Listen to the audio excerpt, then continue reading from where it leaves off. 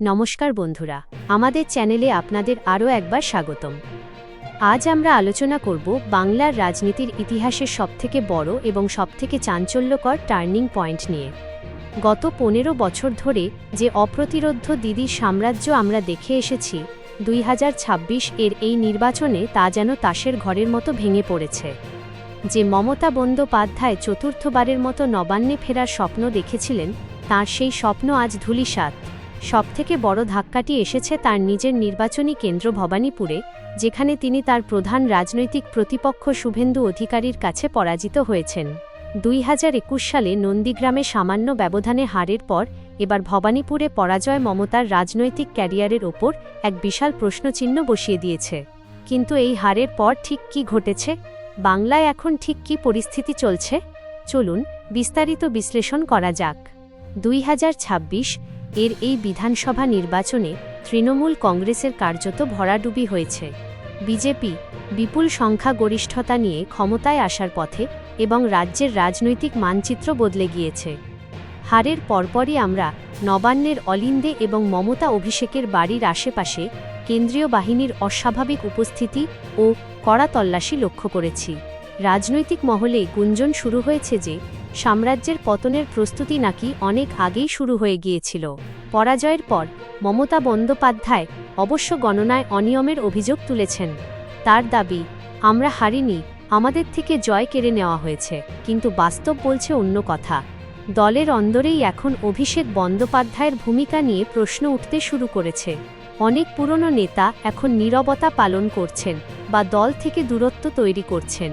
বিশেষ করে Gen Z voter বা তরুণ প্রজন্ম এবার ব্যাপকভাবে তৃণমূলের থেকে মুখ ফিরিয়ে নিয়েছে।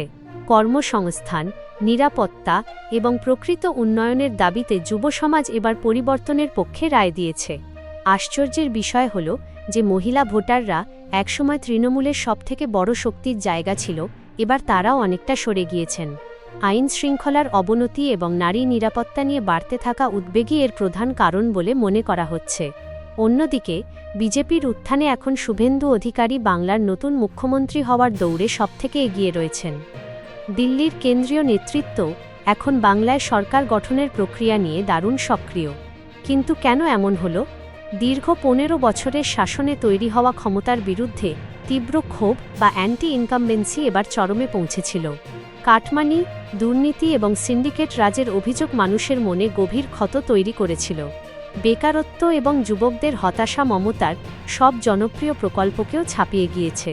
যদিও মমতা বন্দ্যোপাধ্যায় নিজে ব্যক্তিগতভাবে দুর্নীতিমুক্ত বলে পরিচিত ছিলেন, কিন্তু তাঁর দলের বাকি অংশ যে দুর্নীতিতে নিমজ্জিত হয়েছিল, সেই দায় থেকে তিনি এবার আর মুক্তি পেলেন না। তাঁর সেই চিরচেনা দিদির ঢাল এবার আর কাজ করেনি। এখন বাংলায় এক নতুন অধ্যায় শুরু হতে চলেছে। বিজেপি সরকার কতটা সফল হবে বা মানুষের প্রত্যাশা কতটা পূরণ করতে পারবে তা সময়ই বলবে। তবে প্রশ্ন থেকেই যায়, মমতা বন্দ্যোপাধ্যায় কি রাজনীতিতে আবার নতুন করে ঘুরে দাঁড়াতে পারবেন? নাকি এটাই ছিল বাংলার অগ্নিকন্যার শেষ অধ্যায়? আপনাদের কি মনে হয়? মমতার শাসনামলের সবথেকে বড় ভুল ঠিক কোনটি ছিল? আমাদের কমেন্ট বক্সে আপনার মূল্যবান মতামত অবশ্যই জানান। এই ধরনের রাজনৈতিক বিশ্লেষণ এবং ব্রেকিং নিউজ পেতে আমাদের চ্যানেলটি সাবস্ক্রাইব করুন, ভিডিওটি লাইক দিন এবং বন্ধুদের সাথে শেয়ার করে সবাইকে জানিয়ে দিন। দেখা হচ্ছে পরবর্তী ভিডিওতে আরও অনেক চাঞ্চল্যকর তথ্য নিয়ে। ধন্যবাদ। জয় হিন্দ, জয় বাংলা।